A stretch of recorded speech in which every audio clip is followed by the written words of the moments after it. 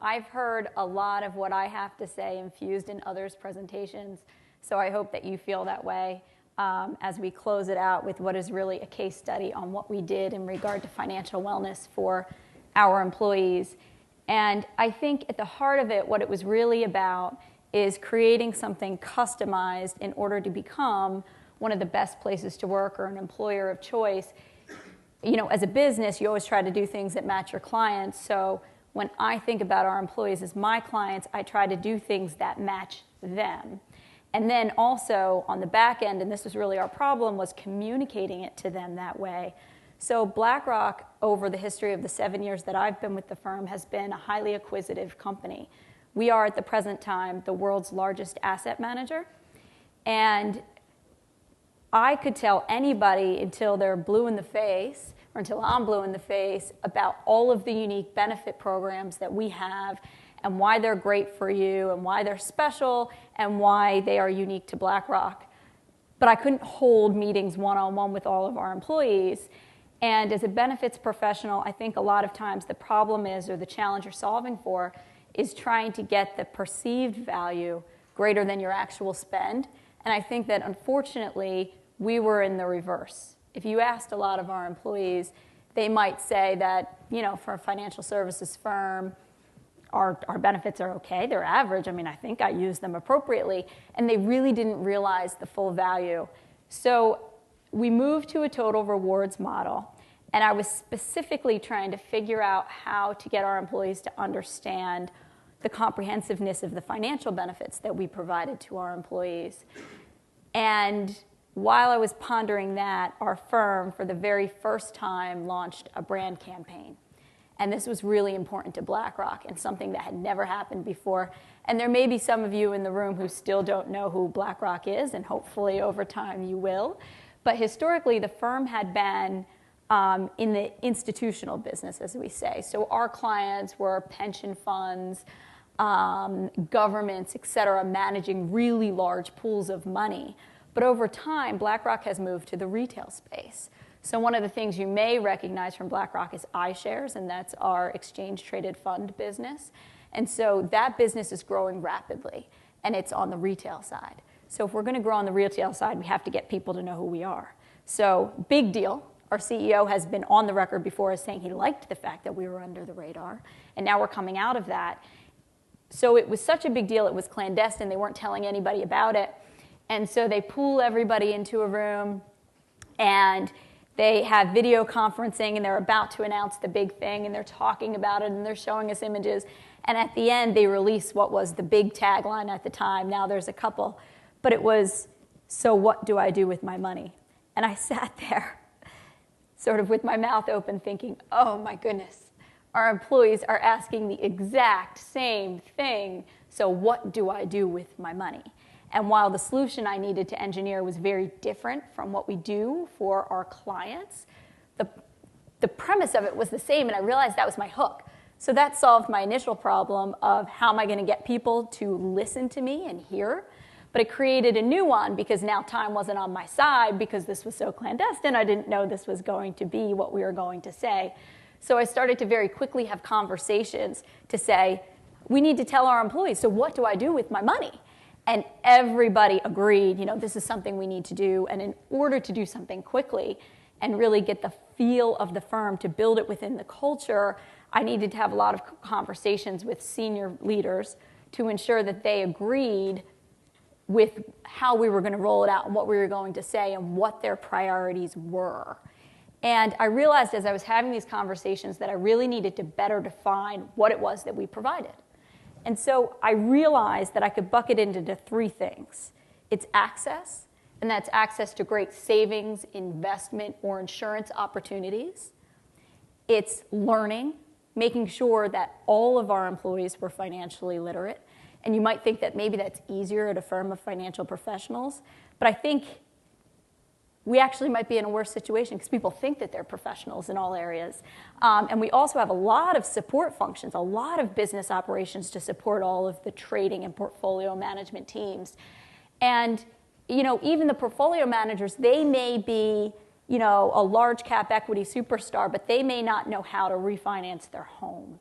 but that might be their largest personal financial asset. So how are we going to help them manage that?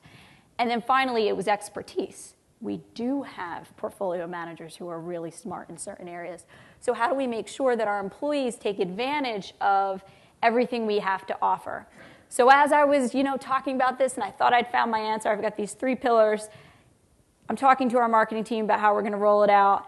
They're not getting it. I'm getting frustrated. And finally, I turned around and said, okay. And this is about a couple days before we had told the executive team we were going to roll it out. And at this point, we had a hard deadline. We flipped it on its head and said, you know what, people still don't get it. I need to talk to people as they approach their financial issues. And so I realized I needed to reverse bucket and make sure I was talking about access, learning, and expertise, but do it in a way that was holistic yet concentrated at the same time. So we put all of our programs into 4 main areas that we think builds a picture of financial wellness. And that's retirement, which is always going to be first and foremost to us. It's the one item that a lot of times is the main focus of financial wellness, sometimes the only ones that companies focus on, but we need to help you with a lot of the stuff in between, is what we realized. The second is personal investments, so home ownership.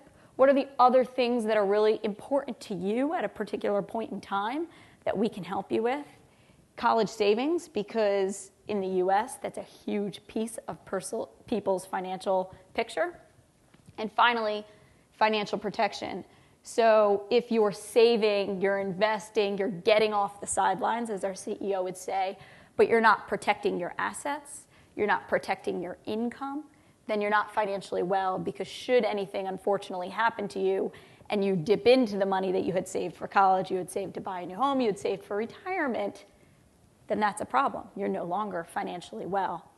And so this was what we now went out to communicate to our employees, and we needed to make sure that we made it all pervasive, and we brought it forward in everything we did going forward, because if we didn't, we'd send out one executive communication and people would maybe feel good about it that day, but they wouldn't carry it going forward.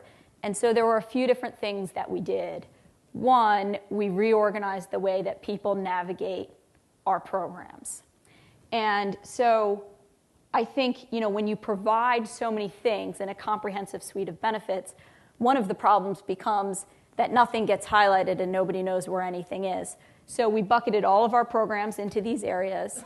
We redid the navigation, so anytime you needed to get into a particular benefit, you're going to see the drop for them all, and then find the one you see. So you're getting to know how it all works together. But if you're thinking about retirement, you're going to see what we provide in the 401k plan, but you're also going to see the advice or the learning that we provide in regard to that particular item, even if what you thought you were going to do was just going to check your account balance.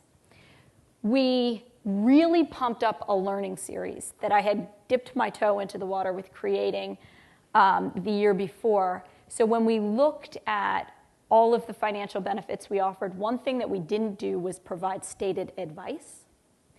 And that was specific for a few reasons, but one of which is it's pretty darn expensive. It's a really expensive benefit, and generally only 1% to 2%, from the research that I did, of employees tended to use such a thing.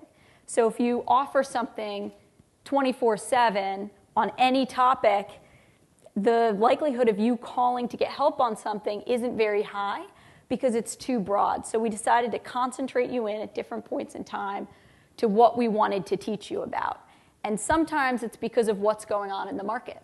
So for instance, our most popular learning session last year was on home ownership.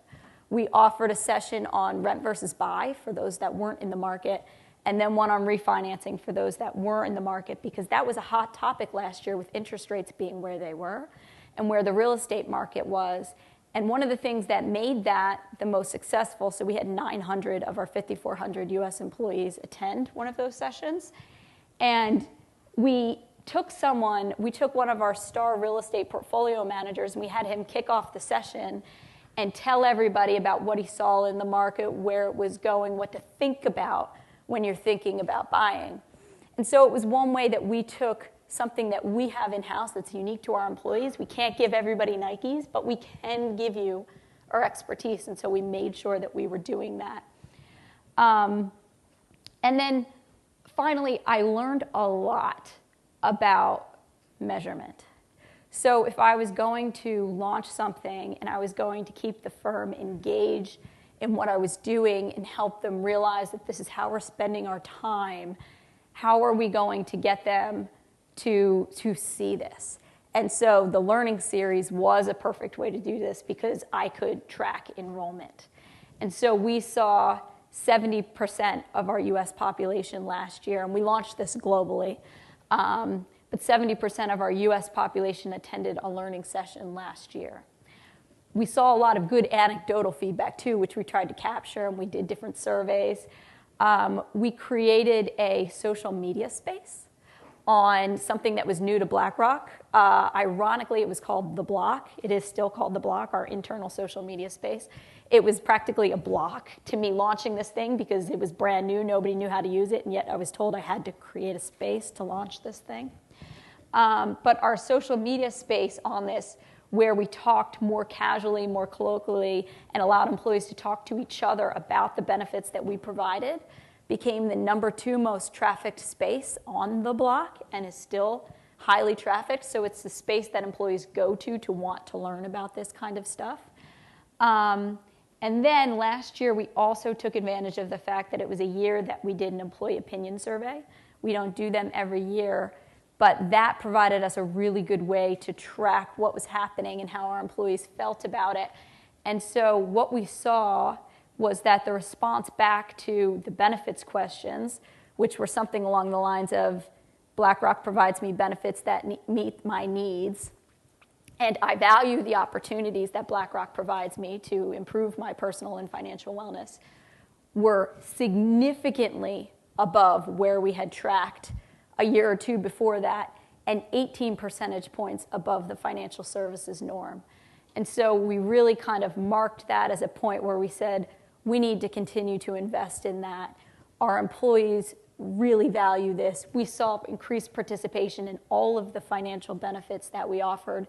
And a lot of it was just turning it on its head, creating new conversations, talking about things more easily for our employees, and targeting them in at different points in time for what we needed them to focus on.